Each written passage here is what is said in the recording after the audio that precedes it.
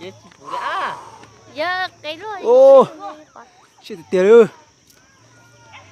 Bố thế nhỉ? Nghe tại mà chị đó. Có tí gì cái đứa chứ tôi chơi chơi có mấy con nữa.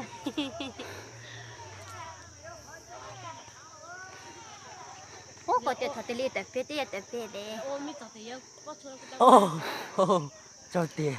Giờ giờ cục khoai à. Ye tha sát tị. Nếu chỉ có mắt xanh đâu tôi có lúa. Vây. Giờ xanh thì sát tịt chỗ. Ai bụt tha là sao thế? gì À ye pung là. cho thì cả Ô bây cho tiền luôn. Cho tiền luôn đó. À tôi luôn thì tiếp một biệt tôi ra tôi giúp sao mà cho tiền luôn hả? Đấy.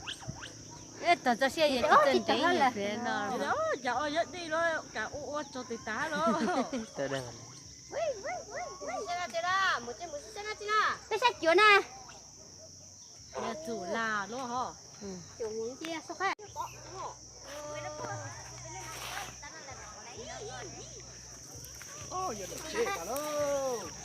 Chết ơi.